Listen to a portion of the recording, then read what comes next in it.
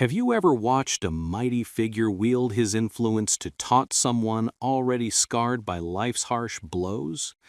This tale will linger in your mind right up to the final line, 'cause what started as a vicious chuckle spiraled into something no soul in the village could have foreseen. And before we jump right in, don't forget to hit that like button on this video and subscribe to Bully Breakdown.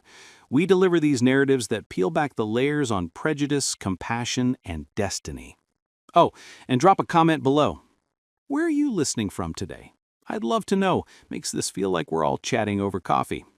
In a quaint farming village nestled amid wheat fields and gentle slopes resided Judge Elias Thorne, a fellow both revered and dreaded.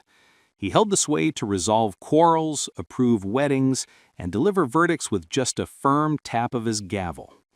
Folks murmured about him in hushed tones. Some revered his command, others loathed his haughtiness.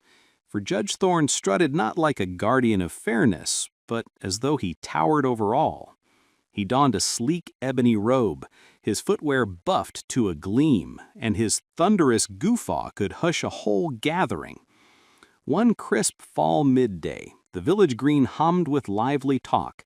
A roving salesman had rolled in, peddling pairings and promises in an age-old custom that plenty deemed old-fashioned, yet it still pulled in eager onlookers. Word was, folks of stature could claim a bride at no cost as a token nod, though scarcely anyone followed through. The affair was all about amusement, a showy display more than a real bond. But Judge Thorne, never one to pass up a chance to parade his clout, mounted the platform. "Choose any bride gratis," the salesman proclaimed with a sly wink, egging on the onlookers' hurrahs. "Let's see what our esteemed judge fancies," the villagers bellowed in eager suspense, figuring Thorne to select the loveliest lass from the lineup. Scores of young women fidgeted there, clad in their finest, gazes brimming with dread and dreams. But Thorne's stare skimmed right over them, until it settled on a figure off to the edge. She wasn't in a fancy gown, nor did she radiate poise. She was Hannah, a soft-spoken Mennonite lass famed for her build, her simple attire, and her shy demeanor.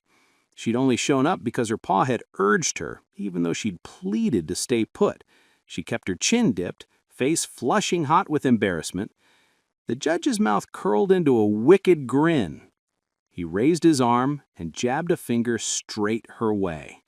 "I'll claim the hefty Mennonite girl," he boomed out, his tone thick with scorn.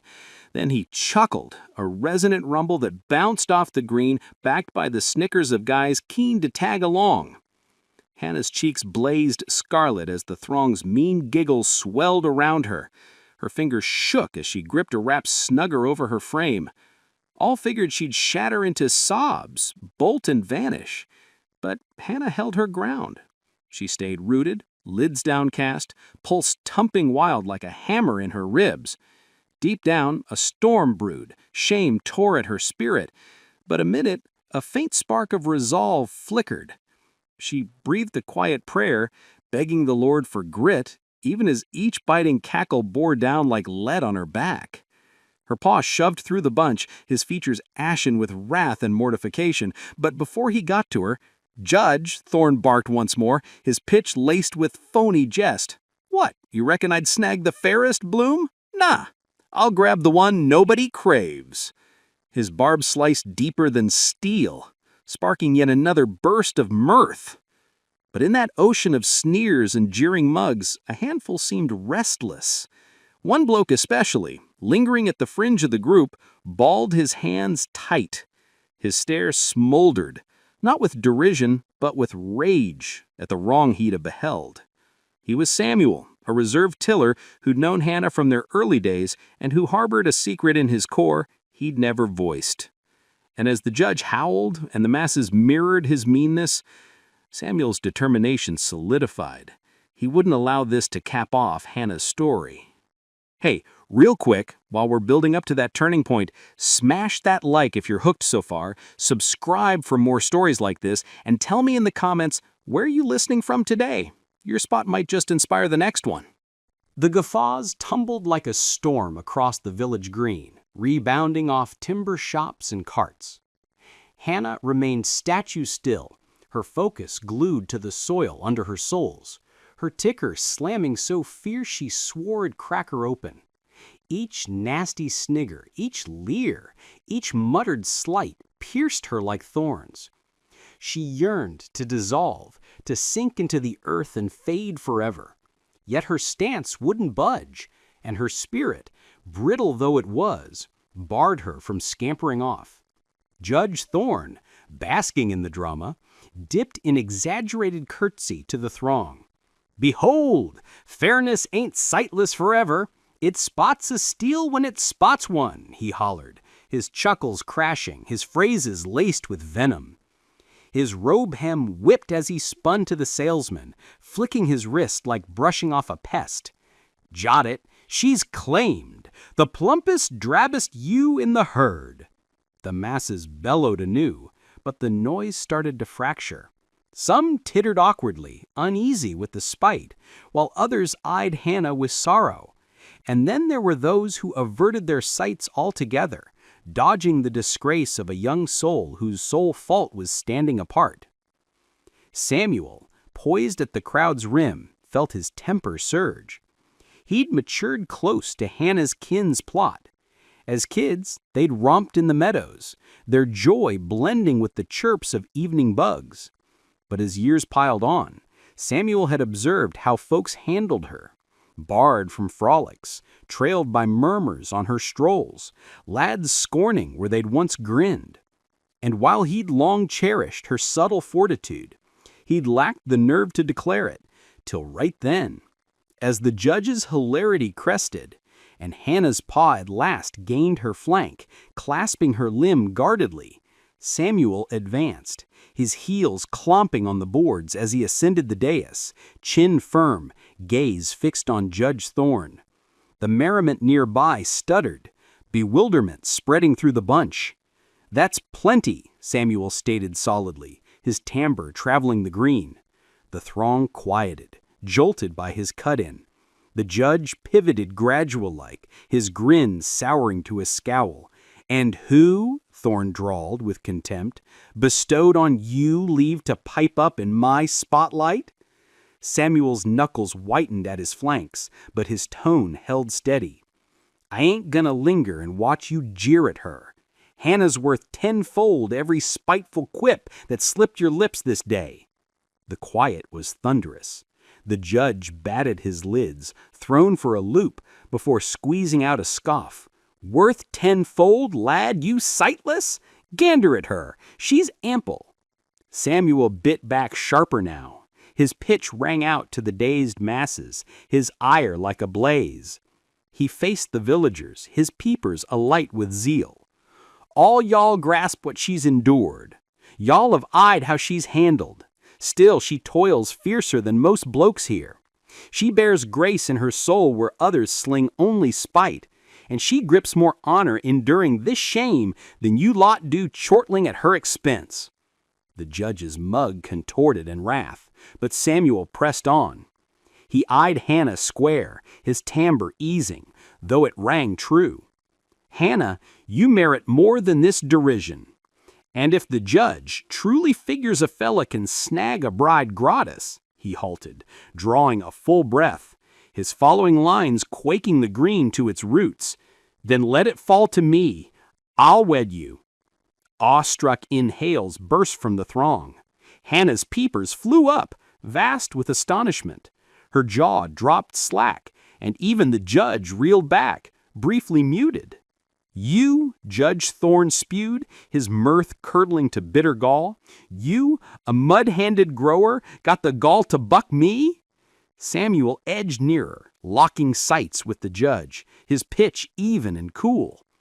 "Aye, because affection ain't a trophy to lampoon or a gag to spin, and I'd sooner have Hannah at my flank than all the gems and gold in your vault." The masses detonated, some in stunned mutters, others in misty cheers. Hannah's palms trembled as dampness brimmed her lids. She'd never once in her days felt noticed, felt picked, not until this instant. The judge's ire warped his features, but the jollity had fled. He caught it in the crowd's stares. The shift had hit. His mean prank had flipped to his own downfall, and Samuel's boldness had sown a kernel in every chest that saw it. Hannah clapped a shaky palm to her mouth, her core flooded. For the first time, the world's vicious howls didn't flatten her, 'cause one soul had quelled them with honesty. But the clash was miles from done. Judge Thorne wasn't one to swallow defeat meekly. His ire was only starting to simmer. For an instant, the village green locked still, the breeze dense with strain. Samuel's line still loomed like a rumble over the bunch. Hannah quivered there, fisting her wrap, her peepers broad with wonder. No one had ever championed her thus. No one had ever planted themselves twixt her and the mean cackles that had dogged her steps for years.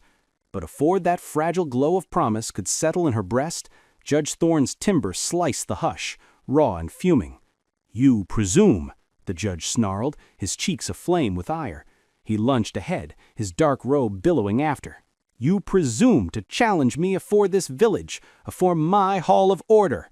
His peepers scorched into Samuel like embers. "Grasp who I am.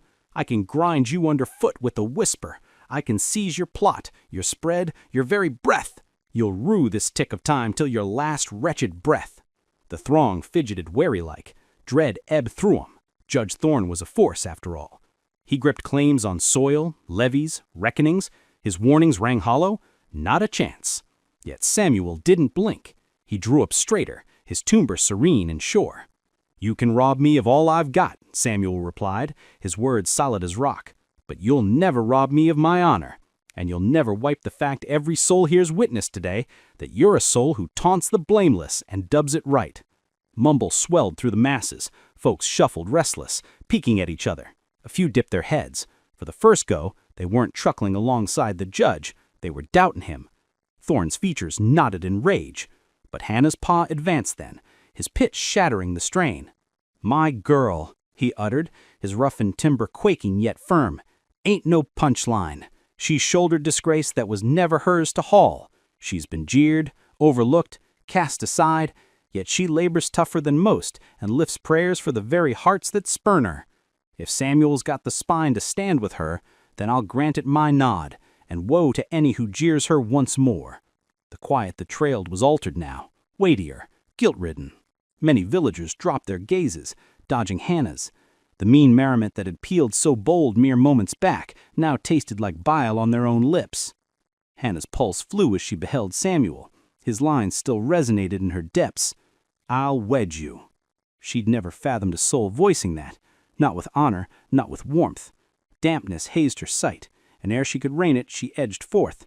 For the first go, she lifted her timber, not in supplication, but in bold stand.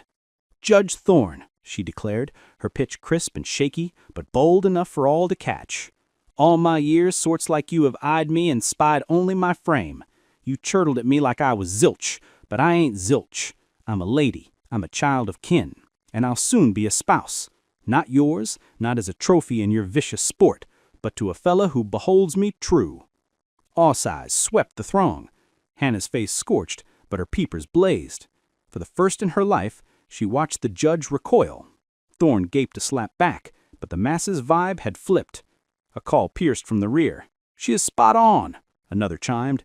"Disgrace on you, judge." Then voices piled till the whole green thrummed with rightful rebuke. Thorne, the sort who lorded via dread and drollery, stood isolated now. Samuel stretched for Hannah's palm, and as their digits laced, the throng burst, not in scorn, but in hurrahs. Hardy blokes whooped, dames wept, young'uns clapped. The din flooded the green, rinsing the sourness of instants past. Judge Thorne's mug warped in wrath, but he spied it clear now. The folk weren't his anymore. For the first in his days, his howls held no sway. He wheeled sharp, his heels smacking the slates, and barreled off. His sable robe melted down the lane, trailing nothing but the ring of his own shame. Hannah lingered at the green's heart, her hand in Samuel's, the chain of her belief shimmering at her neck. She sensed the throng's backing warmth, but beyond that, she felt a fresh fire kindling within. Value, poise, promise. Samuel bent near, his timbre hushed for her ears alone. I stood by every syllable, Hannah. If you'll cake me, I crave you at my side, not from sorrow's pick, but the fondness I've nursed for you all these years." Tears traced Hannah's cacks as she bobbed her head, words failing her. The hurrahs crashed around him, but in that beat only Samuel's timbre counted. And so, the lass who'd been lampooned for her form emerged the dame who muzzled a judge with her grit, her valor, and the devotion that at last claimed her. If this yarn stirred you, if Hannah's boldness sparked even a whisper in you, then here's my plea. Don't skip liking this video and subscribing to Bully Breakdown. 'Cause here, we nudge the globe to remember, no matter how tiny or taunted a soul might seem, their yarn can soar past spite, past might, and past the loudest howls.